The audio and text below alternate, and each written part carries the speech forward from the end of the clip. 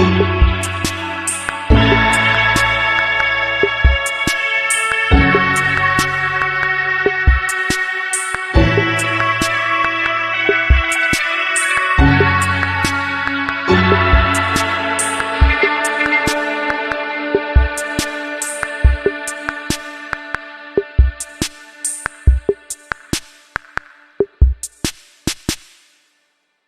सीताराम, श्री राधे श्याम।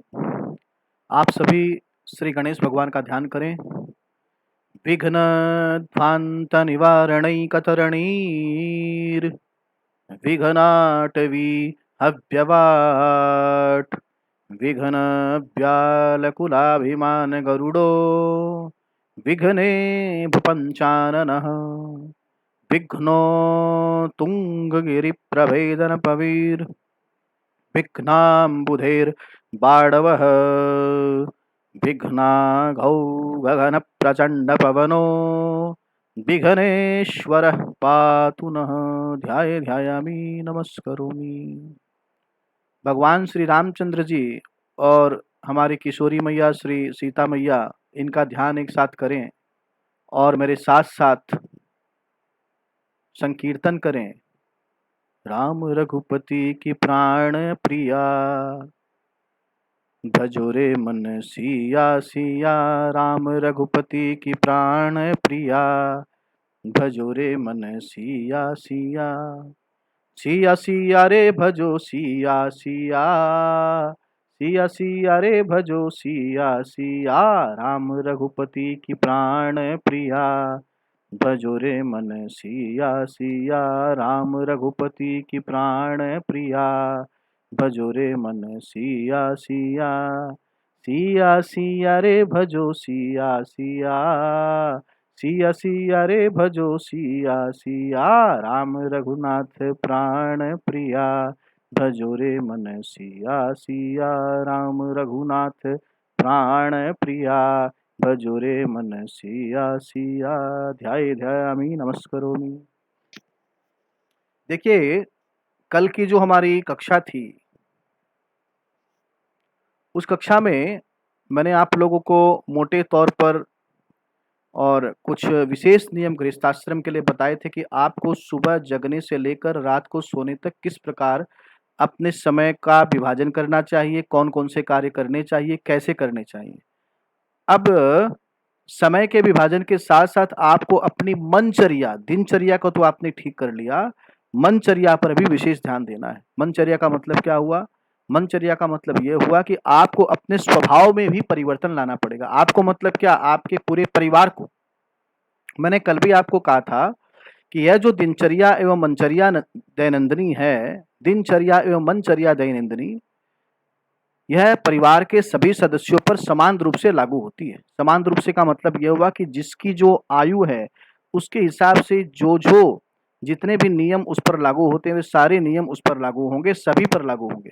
और सबको आपस में चर्चा कर आपस में इस पर और गहनता से विचार कर इसकी आवश्यकता को समझते हुए इन्हें लागू करना, जिससे कि आगे भविष्य में कभी भी इन विषयों को लागू करने में परस्पर क्लेश न हो, कलह न हो, मन में किसी प्रकार की कोई शंका न हो।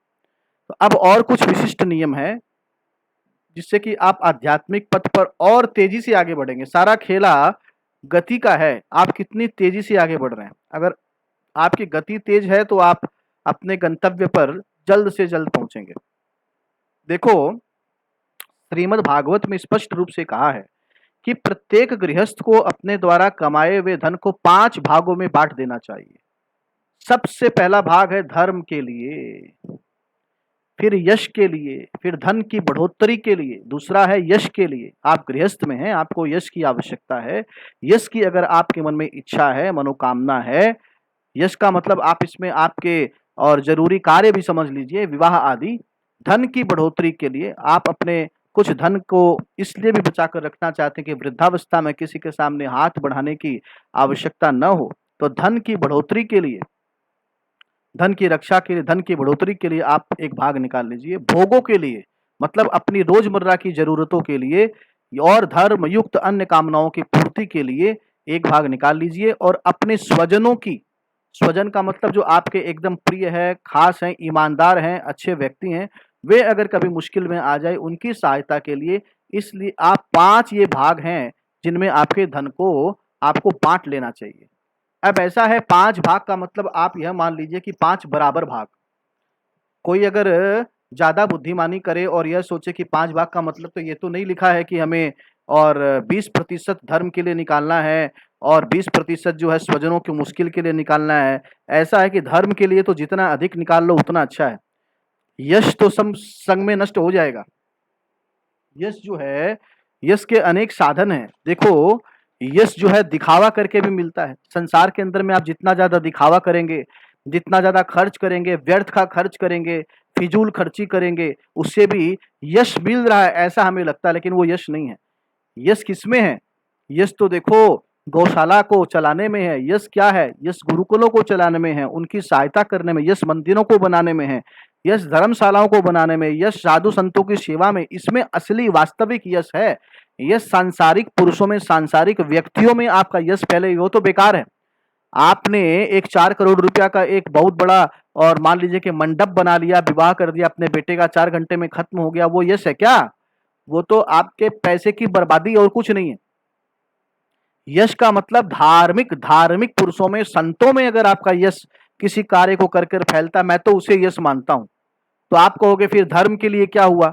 देखो, धर्म का मतलब है जहां पे आपको यश की आवश्यकता ही नहीं है, आप बिल्कुल निष्काम है ऐसा मान लो, और यश के अंदर में तो कामना युक्त है ना, तो आप धर्म और यश को एक साथ जोड़ सकते हैं।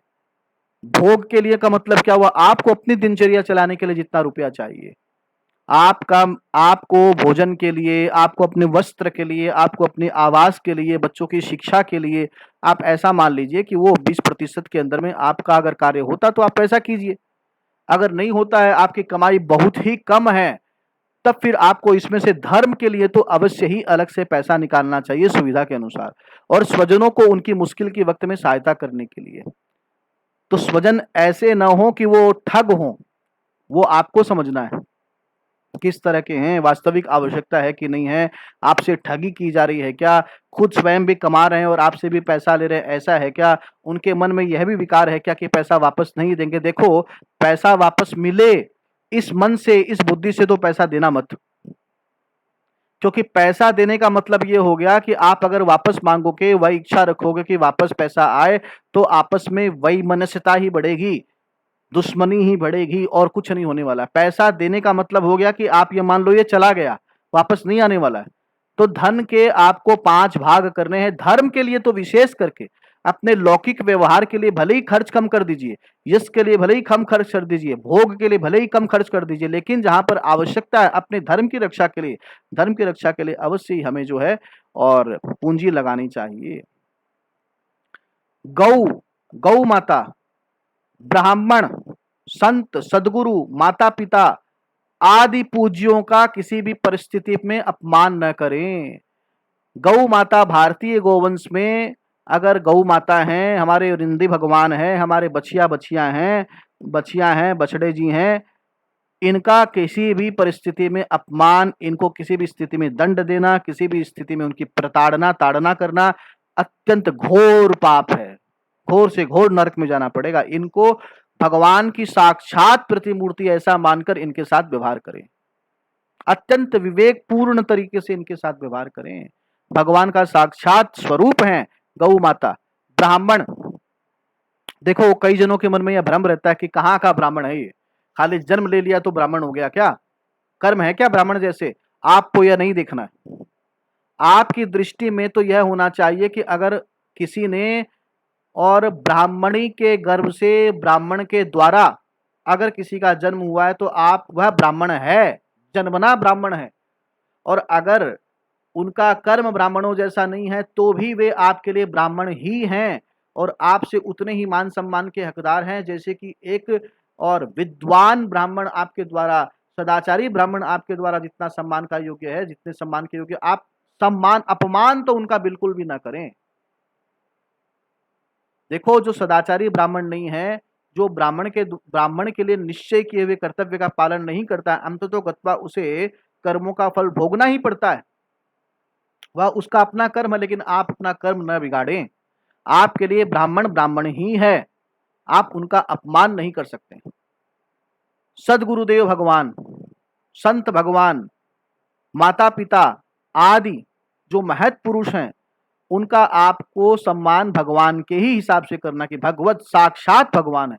सदगुरुदेव भगवान तो भगवान से पहले हैं। आदर सहित तुरंत खड़े हो जाना, सामने से आ रहे हैं तुरंत तुरंत अपने आसन से खड़े हो जाना आपका सबसे प्रमुख उद्देश्य है। अत्यंत विनम्रता के साथ हाथ जोड़कर साष्टांग दंडवत प्रणाम प्रणिपात निवेदन कीजिए, उन्हें प्रणाम कीजिए। वे जो चाहें वो कीजिए, किसी भी परिस्थिति में उनका अपमान न हो। संगति अत्यंत साधु स्वभाव वाले आस्तिक विचारधारा वाले व्यक्तियों के साथ ही संगति की जाए। देखो ये एक एक बातें बहुत जरूरी है। आपको सबका समय निश्चित करना और अत्यंत सावधान रहना है कि इन बात देखो जैसे ही सावधानी बरतना शुरू करोगे, सामने परिस्थिति ऐसी आ जाएगी कि आज तक कभी कोई ब्राह्मण भले ही सामने ना आया हो, आज आ जाएगा और अपमान वाली स्थिति भी पैदा हो जाएगी। ऐसी परिस्थितियां पैदा होती है कि आप जैसे ही कोई बड़ा कार्य, कोई अच्छा कार्य करने का संकल्प करते हो, उसे तोड़ने की परिस्थितियां संग संग पैदा हो जाती है। आपकी परीक्षा होती है वहां पर। तो संगति अत्यंत आवश्यक है। सत्संगति होनी चाहिए, सत्संग होना चाहिए, सज्जन पुरुषों का साथ होना चाहिए। सज्जन मेरा जैसा नाम वाला सज्जन नहीं, जिसका काम सज्जन वाला है, जो काम से सज्जन पुरुष हैं, साधु स्वभावी हैं, आस्तिक विचारधारक हैं, उन व्यक्तियों का ही संग करे, कुसंग से हमेशा हमेशा के लिए दूर हो जाए। कदली सीप भुजंग मुख स्वाति एक गुण तीन, जैसी संगति बैठी है वैसो ही फल दीन। स्वाति नक्षत्र के अंदर में बरसात की बूंदे जब कपूर के पेड़ पर, केले के पेड़ पर पड़ती है तो कपूर बन जाती है, सर्प के मुख में पड़ती है तो जहर बन जाती है, और वही अगर सीप के मुख में पड़ती है तो मोती बन जाती है।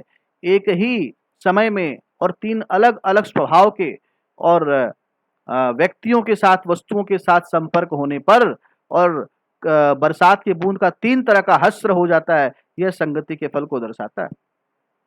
सदा सर्वदा सत्य का व्यवहार करो, झूठ न बोलो, कपट का व्यवहार मत करो। कपट का मतलब क्या हुआ? मन में कुछ और है और बातें कुछ और कर रहे हो। मन में तो है कि अरे इसको तो नष्ट करना है, इसको तो बदनाम करना है, मेरे को या आ कैसे गया, इसको कैसे निकालूं मन में, तो और सामने में अरे भैया आइए, प्रणाम भैया आइए, बड़ा सौभाग्य भैया, इतना दिन बाद आपका दर्शन हुआ, आपके दर्शन के लिए कितना मन हो रहा था, और मन के अंदर में गालियां दे रहे हो। ये कपट है। झूठ न बोलो, कपट न करो, लौकिक एवं आध्यात्मिक पथ पर दिखावा तो बिल्कुल मत करो। जब कर रहे हो, नींद आ रही है, कमर झुकी हुई है, अचानक आवाज आई कि जैसे और कोई बाहर से व्यक्ति आ गया जो आपके कमरे में, पूजा के कक्ष में आ रहा, आप एकदम सावधान होकर बैठ गए, कमर सीधी हो गई और जप में तल्लीन हो गए, दिखावा है। सावधान, महत् पुरुषों के सामने में हमेशा सावधान रहो। जब पूजन कर्म चल रहा है तो प्रत्यक्ष देवता, प्रत्यक्ष भगवान आपके सामने है, आप उनके सामने अगर सावधानी नहीं रखेंगे तो मलमूत्र के भांड के सामने सावधानी रखकर क्या करना है? वो क्या आपकी कीर्ति में विस्तार कर देगा, यश दे देगा तो आपका पेट भर जाएगा क्या? आपका कल्याण हो जाएगा क्या? सावधानी हर वक्त हर समय रखनी है, प्रमाद बिल्कुल नहीं। परमार्थ के काम में प्रमाद कैसा? किसी भी परिस्थिति में किसी की भी बुराई निंदा मत करो। देखो ऐसा है कि यह जो जीव है ना, इसको तब तक स्वाद नहीं आता जब तक किसी की बुराई या निंदा न करे।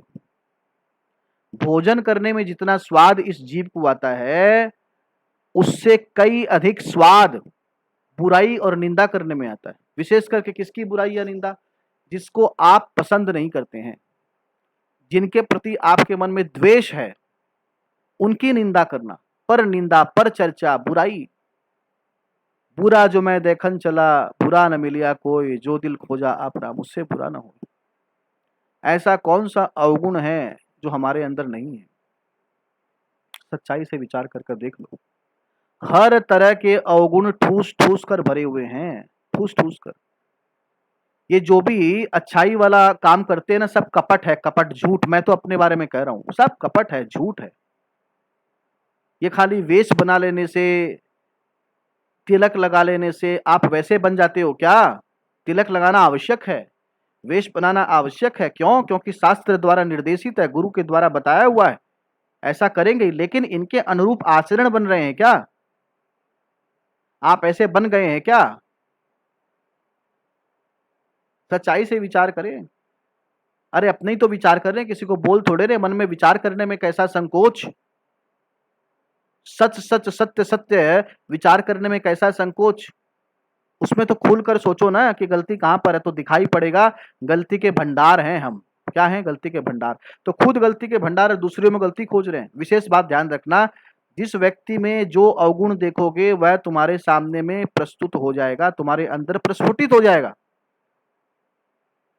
तुम जो भी बुराई, जो भी और कमजोरी किसी दूसरे में देखते हो, आपस में चर्चा करते हो, परनिंदा करते हो, निश्चित मान लो कि वह बीज तुम्हारे अंदर भी पड़ चुका है और एक दिन वह फसल बनकर तुम्हारे अंदर फूटने वाला है बहुत जल्दी। बुराई छोड़ो। अपनी किसी भी परिस्थिति में किसी के भी सामने अपनी प्रशंसा या बड़ाई मत करो। शास्त्रों में इसे बड़ा निंदित कर्म माना गया है। शर्म आनी चाहिए अपनी बड़ाई करने में। अरे वो जो मंदिर है ना अपना, आप देखिए ना, वो जो आते हैं, वो जब स्टेशन से उतरते हैं और दाएं हाथ में जो मंदिर है, उसमें वो जो रंग हुआ हुआ ना, वो अपने ही करवाए हैं।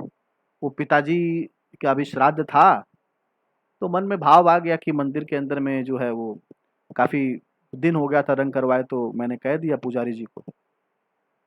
कुछ खास नहीं लगा है उसमें, 25-50 हजार रुपया खर्चा हुआ, थोड़ा अंदर रिपेयरिंग करवा दिया। भगवान जो करवा देते हैं कर देते हैं भैया, अपनी क्या औकात है। देखो ये क्या है, अपनी बड़ाई कर रहे हो, अपनी प्रशंसा कर रहे हो, अपने द्वारा किए गए कार्यों को दूसरों के सामने बता रहे हो। अरे भैया पक्का मानो कि तुम्हारे अंदर में अगर वास्तव में कुछ गुण है ना, तो वो भगवान के गुण है, तुम्हारे नहीं है। तुम्हारे अंदर जो दोष हैं वो तुम्हारे अपने हैं, खुद के हैं। वे कमजोरियां तुम्हारी खुद की है। जो गुण है वो भगवान के हैं। इसलिए अपनी बड़ाई प्रशंसा मत करो। अपनी बड़ाई प्रशंसा करोगे तो नीचे गिर जाओगे, अपनी स्थिति से नीचे को गिर जाओगे, बहुत नीचे गिर जाओगे, वहां से उठने में बहुत समय लगने वाला है। बड़ाई प्रशंसा अपनी तो नहीं करनी, करनी नहीं है, वो तो पक्की बात है। दूसरे से अपनी बड़ाई सुनने की इच्छा भी मत करो कि कोई दूसरा मेरी प्रशंसा करे, कोई दूसरा मेरी बड़ाई करे। ये बिल्कुल भी मत करो। कोई करे तो उसे रोक दो कि भैया चुप हो जाओ। अगर आपको बड़ाई करनी है, प्रशंसा करनी है, तो मेरे ठाकुर जी की कुछ करनी है तो बताओ, ठाकुर जी की कुछ कथा वार्ता करनी है, ठाकुर जी के कुछ पराक्रम का, बल का कुछ हम लोगों को चिंतन करना है, आपस में चर्चा करनी है, सच्चर्चा करनी है, उसके लिए मैं प्रस्तुत हूं। मेरी बातें करने की आवश्यकता नहीं है। किसी का भी अपमान मत करो। किसी का अपमान का मतलब क्या हुआ? वासुदेव सर्वमिति, अगर वासुदेव भगवान ही सब जगह है तो अपमान किसका हो रहा है?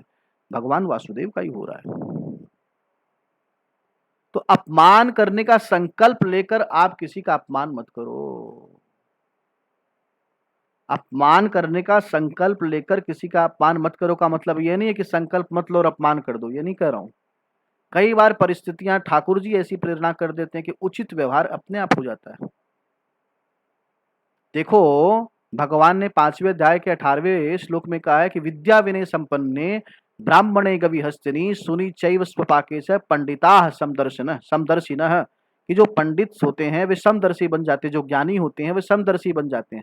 विद्या विनय से संपन्न ब्राह्मण में, चांडाल में, विद्या विनय संपन्ने ब्राह्मणे गवि हस्तिनी, गाय में, हाथी में, सुनी चैव स्वपाके च पंडिता समदर्शिनः, कुत्ते में और चांडाल के अंदर में उन्हें कोई फर्क नहीं मालूम पड़ता, समदर्शी हो जाते हैं। समदर्शी हो जाते हैं लेकिन समवर्ती नहीं होते, यानी समान व्यवहार उनका नहीं होता है। शास्त्रों में कहा गया है, नाखून वाले से इतने हाथ दूर रहो, दांत वालों से इतने हाथ दूर रहो, बैलगाड़ी से इतनी दूर रहो, बैल से इतनी दूर रहो, जो दुष्ट जो और दुष्ट व्यक्ति है उससे तो बिल्कुल दूर रहो, इत्यादि इत्यादि बातें जो कही गई है। इसका मतलब क्या हुआ? इसका मतलब कि बर्ताव स्वभाव के अनुसार किया जाता है, परंतु दर्शन भगवान का सब में करना है। उनके संग कैसा बर्ताव करना शास्त्रों में कहा गया, या भगवत प्रेरणा से अपने आप उस समय में वह प्रेरणा हो जाती है कि आपका व्यवहार बन जाता है। लेकिन संकल्प कर कर द्वेष पूर्ण किसी का भी अपमान बिल्कुल भी आपको नहीं करना है। सदा सर्वदा मीठे वचन बोलो, कड़वे वचन न बोलो। मेरे पिताजी एक भजन गाते थे, जुबान जैसी प्यारी जगत में, जुबान जैसी खारी क्या, जुबान जैसी प्यारी जगत में, जुबान जैसी खारी क्या, है पैसे का खेल जगत में और दूर दूसरी यारी क्या। भाई होकर घात लगावत, भाई होकर घात लगावत, वो तो भाईचारा क्या, वो तो भाईचारा क्या। मिंतर होकर जाल बिछावत, उस नुगरे से यारी क्या। मिंतर होकर जाल बिछावत, उस नुगरे से यारी क्या। जुबान जैसी प्यारी जगत में, जुबान जैसी प्यारी जगत में, जुबान जैसी खारी क्या। जुबान जैसी खारी क्या, है पैसे का खेल जगत में, और दूसरी यारी क्या। जुबान जैसी प्यारी जगत में, जुबान जैसी खारी क्या। जुबान ही मीठी है, जुबान ही कड़वी है। अच्छे वचन मीठे वचन बोलो, दुर्वचन का व्यवहार मत करो।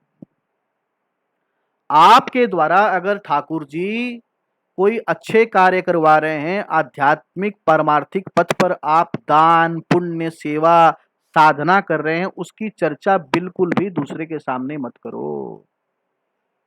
पक्की मान लो कि बिना चर्चा किए तुम्हारी तबीयत खराब हो जाएगी। जब भी हम कुछ अच्छा कार्य करते हैं तो हम, मेरे जैसे जो अल्प बुद्धि मंद बुद्धि वाले लोग हैं, अपने द्वारा किए गए परमार्थ के कार्यों का ढिंडोरा पीटते हैं, ढिंडोरा मुनादी फिरवा देते हैं, चारों तरफ अपने एजेंट लगवा देते हैं। आज से भैया मैंने 10 माला गायत्री की शुरू की है, 20 माला कर दी है, आज मैं 2 घंटा जो है सत्संग मैंने किया, आज वहां गोदान किया, आज वहां मंदिर का दान किया, आज वहां भूमि का दान किया, आज ये किया, आज वो किया। ढिंडोरा मत पीटो। जितना ढिंडोरा पीटोगे सब कुछ खत्म हो जाएगा। पचाओ, कोई न जान पाए, यहां तक कि तुम्हारे अंदर भी यह भावना ही नहीं हो कि तुमने किया है, तुमने दिया, यह भावना नहीं होनी चाहिए। यह सात्विक दान नहीं है।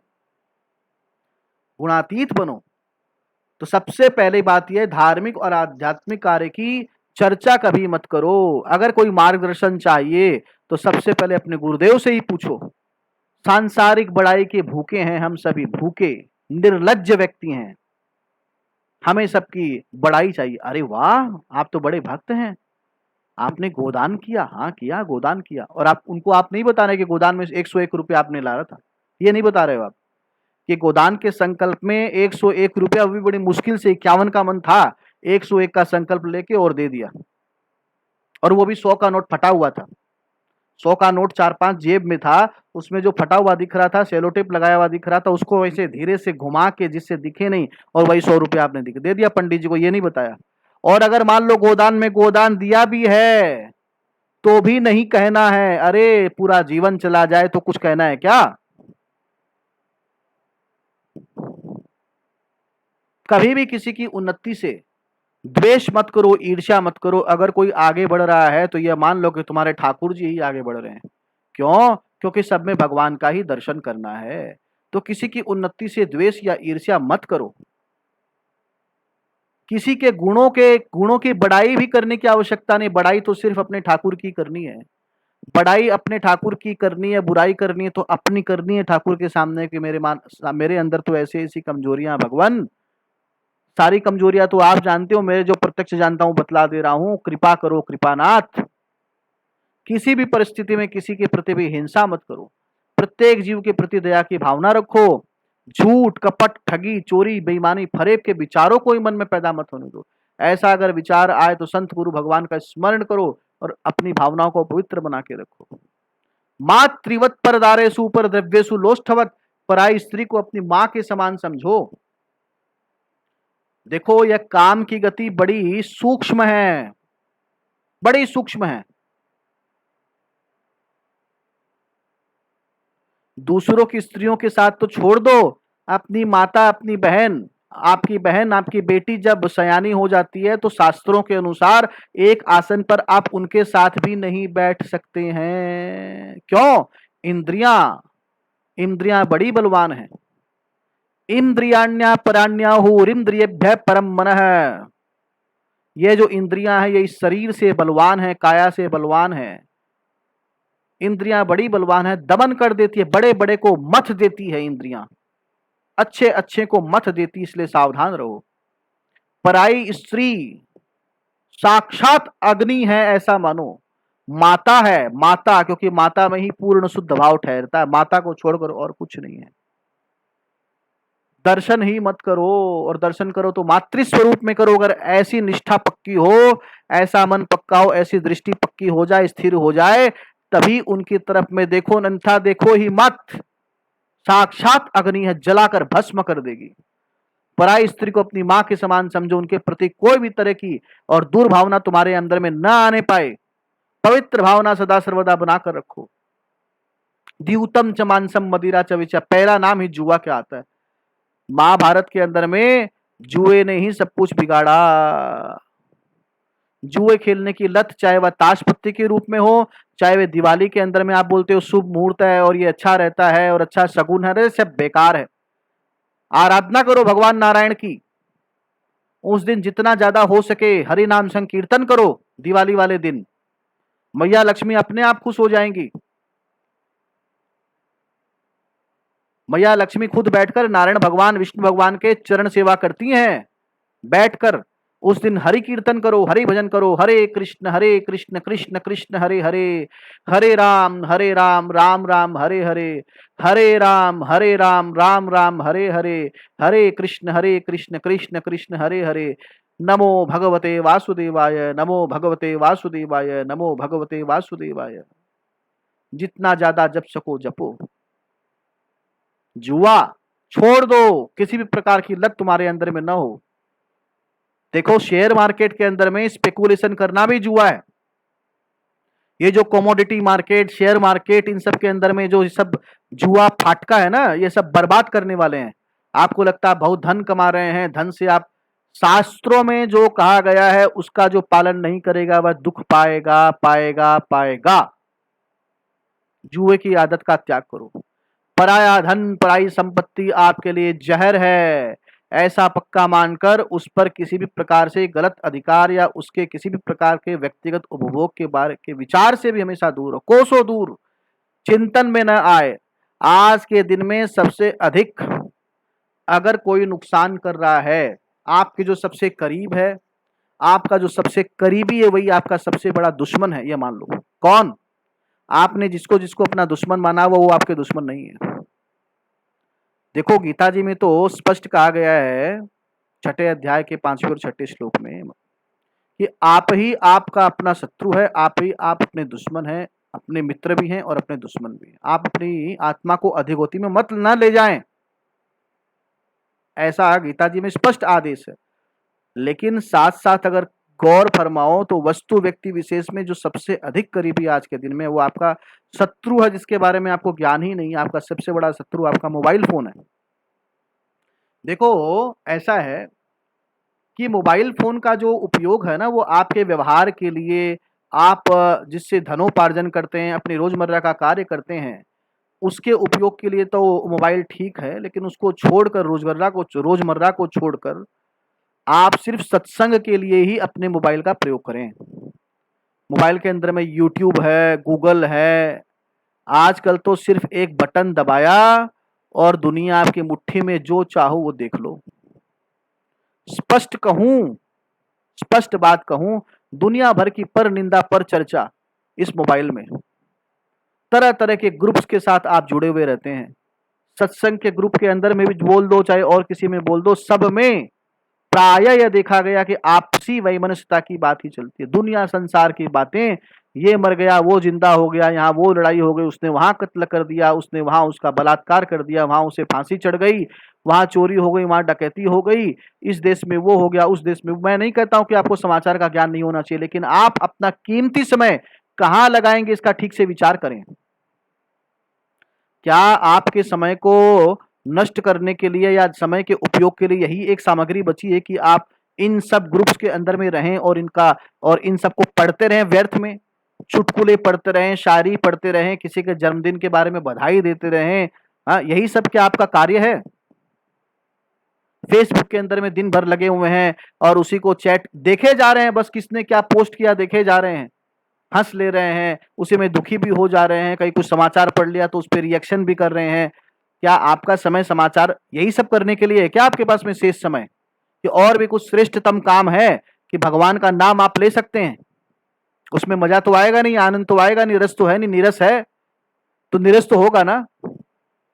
आपकी जो भूमि है, हृदय की भूमि, वो तो बंजर है, अभी बंजर है। कुआं खोदने में तो बहुत गहराई में जाना पड़ेगा, 60 फुट की गहराई में नहीं मिलके वहां तो 600 फुट की गहराई में पानी मिलने वाला। उसके पहले तो वो तरलता और वो स्निग्धता नहीं है, वहां तो पत्थर ही पत्थर हैं।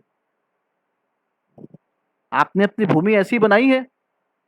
अब आपको पानी पीना है, पानी का मजा लेना है तो 600 फुट खोदो। क्या नहीं है मोबाइल में? फेसबुक है, व्हाट्सएप ग्रुप्स हैं। सबसे खतरनाक चीज है आपके फेसबुक पर, आपने मोबाइल पर अश्लील सामग्रियां ऐसे ही उपलब्ध है, सहज में अश्लील से अश्लील सामग्रियां आपके मोबाइल पर उपलब्ध हैं और आप अपना बेशकीमती समय छिप कर उस पाप कर्म को करते हैं। छिप कर, डर तो लगता है अंदर में, जो आत्मा वह तो जागृत ही है कि गलत काम है। आत्मा जो है अंदर में वह तो जागृत है कि गलत काम है। अरे छोटी छोटी बच्चियां, ये जो अश्लील सामग्री परोसी जा रही है इतनी विभत्स है कि कल्पना नहीं की जा सकती है। पॉर्न वेबसाइट्स जो चलती हैं उसमें बच्चियों से लेकर, और मैं आपको क्या बताऊं, सब कुछ सारी सामग्रियां उपलब्ध है।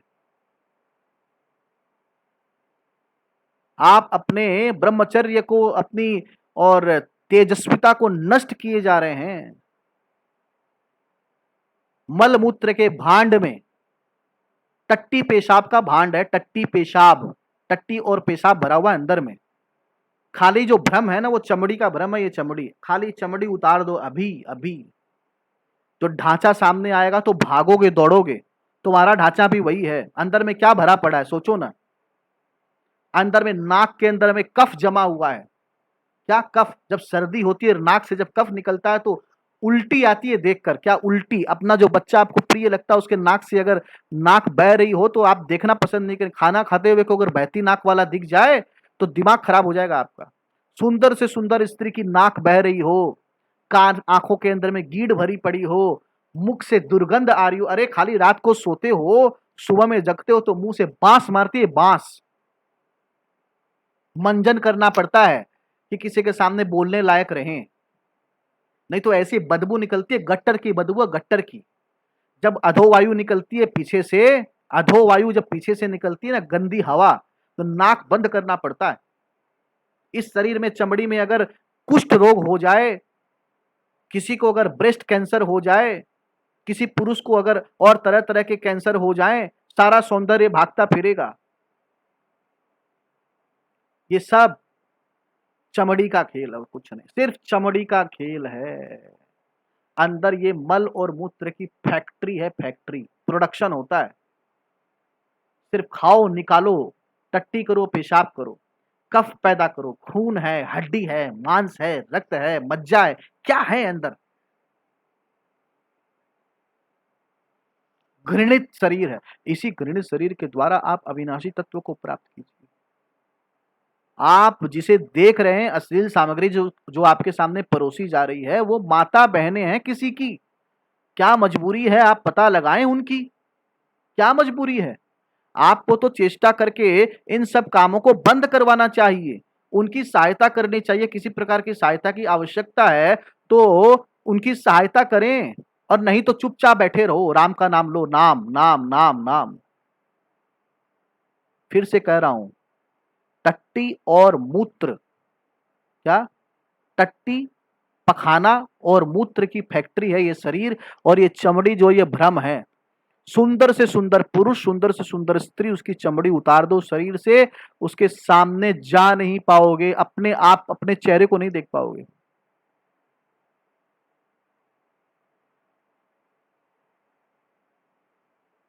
जानते हो किसको नष्ट कर रहे हो? उसकी शक्ति जानते हो क्या?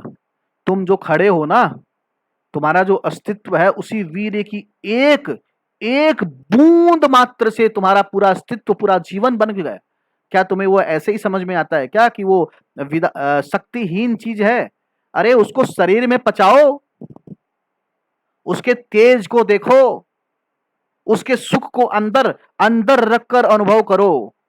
उसे तुम बहाए दे रहे हो, ऐसे कर रहे हो जैसे मदमस्त हो गए। अरे खत्म हो जाओगे पूरे के पूरे, हो चुके हो खोखले अंदर से। ये मोबाइल का तुम सदुपयोग कर रहे हो, ये ब्रह्मचर्य का पालन हो रहा है, घर में यही निष्ठा है। ऐसी ज्वाला अंदर लगती है कि रात को ऐसा लगता है कि जल्दी से सब सो जाए, पत्नी सो जाए। अरे विवाहित पुरुषों की हालत देखो ना, अपने हृदय में झांक के देखो कैसे हो। पत्नी सो गई, बच्चे सो गए, चुपचाप उठे, मोबाइल फोन को लिए अलग कमरे में चले गए, एकांत के अंदर में, और अपनी इंद्रियों की तृप्ति के लिए घोर से घोर पाप किए जा रहे हो। समय नष्ट कर रहे हो, अपना अपना ओज तेज बल नष्ट कर रहे हो, अपना समय ग्रुप्स में नष्ट कर रहे हो, व्यर्थ की चर्चा में, बुराई में, निंदा में, स्तुति में नष्ट कर रहे हो। अरे स्तुति करनी है तो ठाकुर की करो, बधाई देनी हो तो रामनवमी की बधाई दो भगवान को। भगवान के प्रिय जो आपके दुलारे हैं, भक्त हैं, उनको बधाई दो रामनवमी की, श्री कृष्ण जन्माष्टमी की बधाई दो, राधा अष्टमी की बधाई दो, शिवरात्रि की बधाई दो। ये मलमूत्र के भांड हैं सबके सब, सच कह रहा हूं, विचार कर लेना। समय नष्ट कर रहे हो, समय और कुछ नहीं। गृहस्थाश्रम के धर्म के पालन के लिए, रोजमर्रा के लिए जितना तुम्हें मोबाइल का उपयोग करना है करो, से सत्संग के लिए करो। सत्संग सुनो, किसकी? सत्पुरुषों की। मैंने आगे कहा है,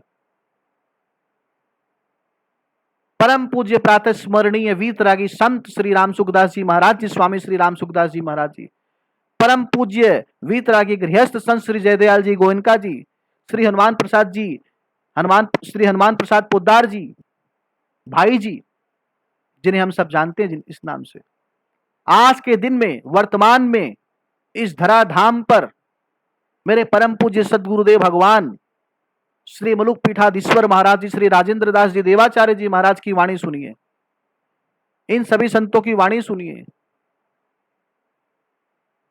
जगत गुरु शंकराचार्य, पूरी पीठाधीश्वर, उन महाराज जी की आप वाणी सुनिए, दिव्य वाणी, इनकी दिव्य वाणियों को सुनिए। इसके लिए मोबाइल फोन का उपयोग कीजिए, आप धन्य धन्य हो जाएंगे।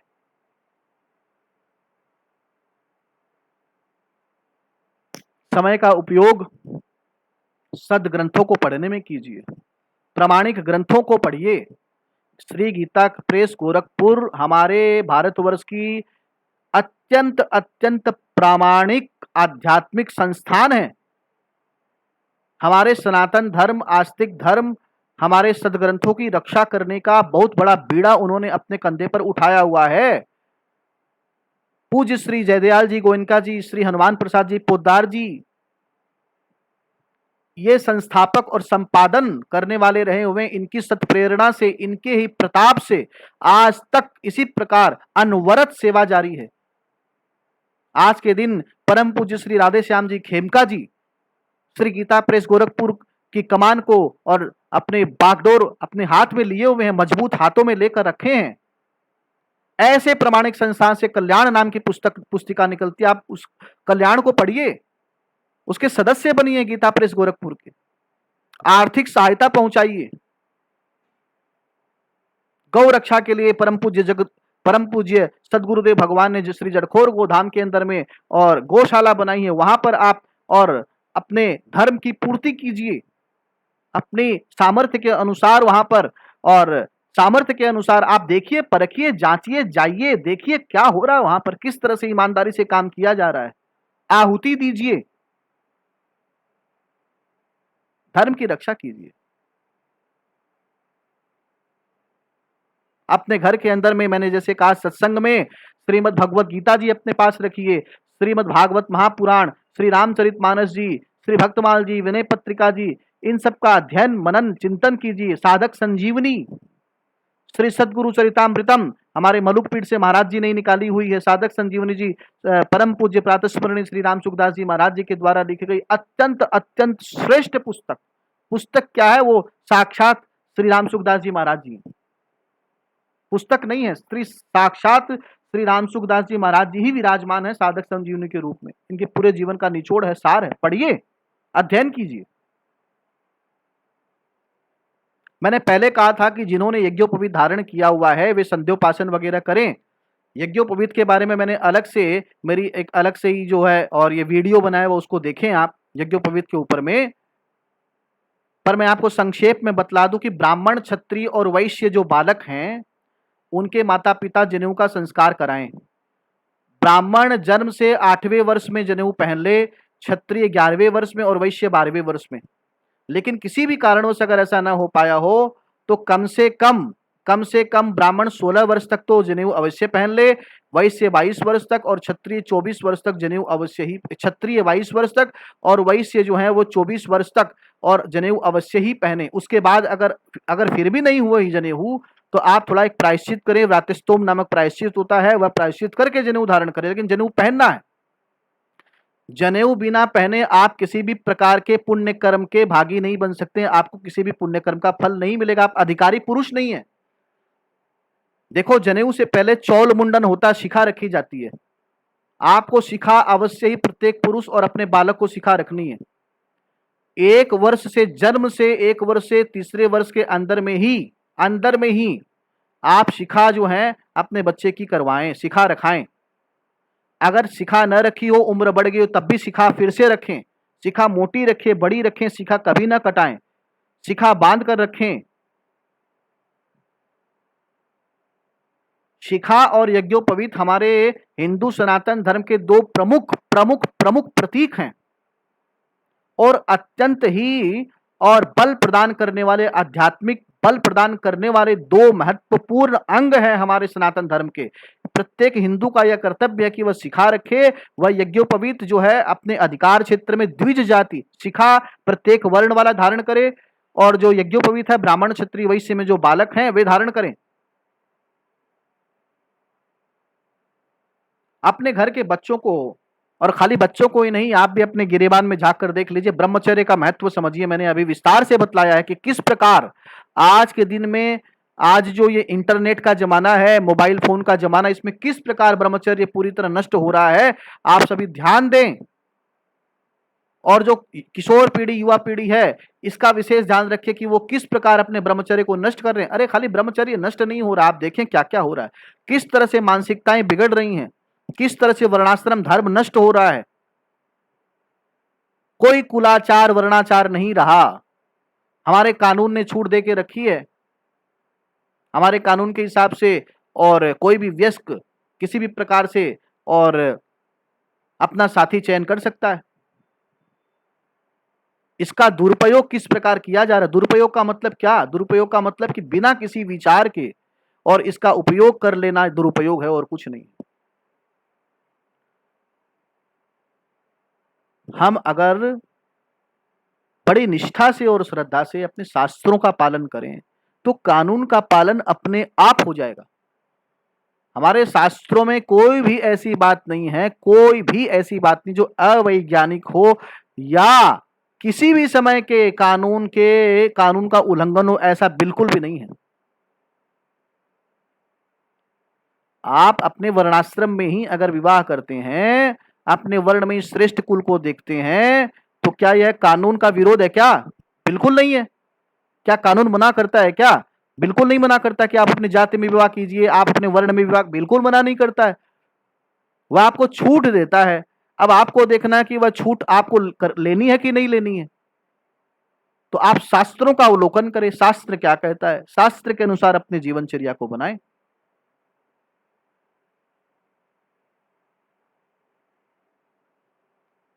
देखो, आजकल बच्चों के अंदर में, छोटे छोटे बच्चे जो है ना, माता पिता ने अपना पिंड छुड़ा लिया बच्चों से। छोटे छोटे बच्चों के हाथ में वीडियो गेम, मोबाइल फोन, बापूजी का, माताजी का, बहन जी का मोबाइल फोन लेके 2-2 बरस के बच्चे, 3-3 बरस के बच्चे रो रहे हैं, मोबाइल हाथ में दे दिए, वो बच्चा चुप हो गया, उसके सामने फेसबुक चल रही है, वीडियो चल रहा है, कार्टून चल रहा है। आप अरे हमारा बच्चा बड़ा एक्सपर्ट है, मोबाइल के ऐसे ऐसे प्रयोग जानता जो मैं भी नहीं जानता हूँ। मुझे आता ही नहीं है मोबाइल को ठीक से यूज करना। आप मेरा जो छोटी बच्ची है ना, अभी ये सब बड़ाई कर रहे हैं।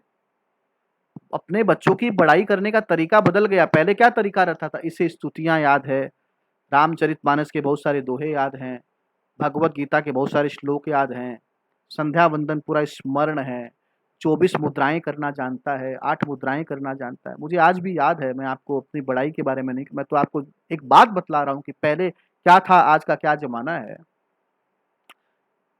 जब मेरी यज्ञोपवीत जब हो गई थी, उस यज्ञोपवीत जब मैं बहुत छोटा था, उस समय संध्या वंदन बहुत जल्दी सीख लिया। और गायत्री गायत्री मैया की माला के पहले की 24 मुद्राएं, उसके बाद की 8 मुद्राएं, ये सब मैं बहुत जल्दी तुरंत मैंने सीख ली थी। तो जब कोई आता था तो पिताजी बड़े ही प्रसन्न मन से कहते थे, अरे पंडित, पंडित कहते थे मुझे, अरे पंडित 24 मुद्राएं करके दिखाओ चाचा जी को, 8 मुद्राएं करके दिखाओ, स्तुति बोल के दिखाओ। आजकल ये मोबाइल इसे दीजिए ना, देखिए कैसे मोबाइल चलाएगी, देखिए देखिए कैसे मोबाइल चलाएगी, देखिए आपकी फेसबुक भी चला लेगी। आप भैया ऐसा है, मेरी करबद्ध प्रार्थना है, बच्चों को बच्चे ही बने रहने दीजिए, इन्हें बिगाड़िए मत। इनके भविष्य को आप चौपट कर रहे हैं। आप उनके हाथ में ऐसा यंत्र दे रहे हैं जो परमाणु बम से भी ज्यादा खतरनाक है। एटम बम का उपयोग विवेक के द्वारा ही कोई देश करता है। देशों के अंदर में आपस में ट्रीटीज हैं, इसके ऊपर में एक दूसरे के साथ एग्रीमेंट्स हैं कि किस परिस्थिति में परमाणु बम का उपयोग होगा। लेकिन मोबाइल उससे भी बड़ा बम है, जिसका हम प्रतिक्षण दुरुपयोग अपने बच्चों के द्वारा करवा रहे। यही बच्चा इस मोबाइल का छोटी सी अवस्था में क्या क्या उपयोग कर सकता है, इसमें क्या सामग्री नहीं है। आतंकवाद से लेकर और अश्लीलवाद, सारे वाद विवाद इस मोबाइल के अंदर में भर्ती पड़े हैं। इससे दूर रहें। जितनी आवश्यकता है उतनी आवश्यकता की पूर्ति अवश्य होनी चाहिए। आप विवेकपूर्ण तरीके से विचार कीजिए कि मोबाइल फोन की कितनी आवश्यकता है आपके बच्चों को। आप अपना समय, बहुमूल्य समय नष्ट कर रहे हैं, बहुमूल्य समय नष्ट कर रहे हैं। समय का अगर समय का क्या महत्व, मैं आपको क्या बतलाऊं। समय ही है जो कुछ है, और क्या पूंजी है अपने पास में, क्या पूंजी है। गिनती की सांसें हैं, समय पर पूरी हो जाएगी। सावधान। देखो ऐसा है कि आज के दिन बड़ी बड़ी डिबेट्स होती है, बड़ी बड़ी बातें होती हैं। मैं तो स्पष्ट कहता हूं और आप सुन लें, और अगर आप में विवेक होगा तो आप मानेंगे। रजस्वला स्त्री मासिक धर्म के समय में चौथे दिन स्नान आदि से शुद्ध होकर ही भोजन बनाएं। 3 दिन तक बिल्कुल भी रसोई घर में प्रवेश न करें। माताओं को आराम करना चाहिए, आराम, उनके शरीर में आराम हो।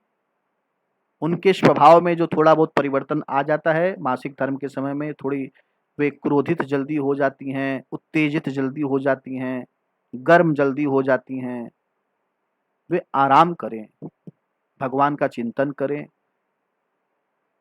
भगवान का स्मरण करें।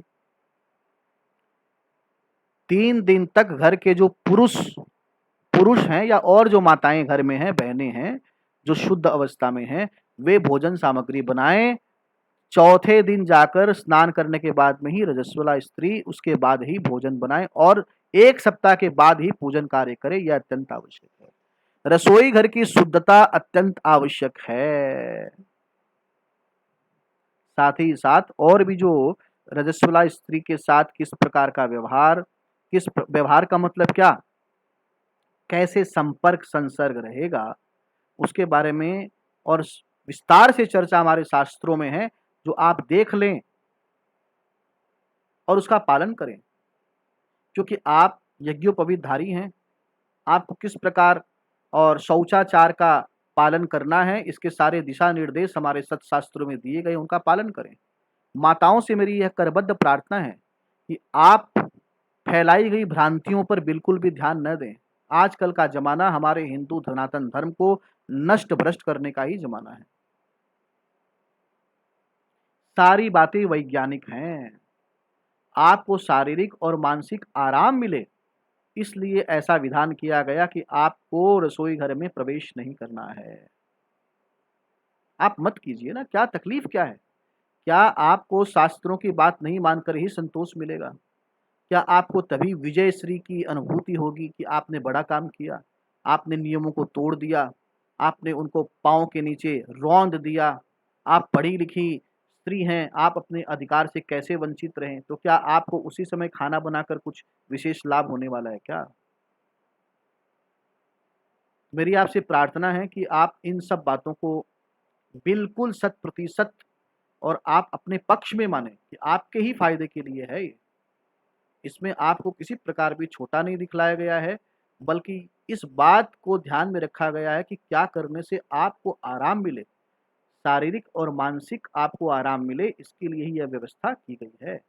आप सभी घर में स्वस्थ रहें, स्वच्छ रहें, इस यही मेन प्रमुख कारण है, जिसके वजह से इन सब नियमों को बनाया गया, इनका पालन करें। खास बात मैंने यह बतलाई कि ये जितने भी नियम हैं, ये मैंने पहले भी कहा, आपके घर के सभी सदस्यों को मानने चाहिए। हाँ, अगर कोई रोगी है, कोई छोटे बच्चे हैं, वृद्ध हैं, डॉक्टर की सलाह लेकर अपनी शारीरिक स्वस्थता के हिसाब से ही काम करें। ऐसा जब आप करते चले जाएँगे, आप जैसे-जैसे इन नियमों को मानते चले जाएँगे, अपनी दिनचर्या को ठीक कर लेंगे, मनचर्या को ठीक कर लेंगे, दिनचर्या को ठीक किया, मनचर्या को ठीक किया, फिर क्या बचा?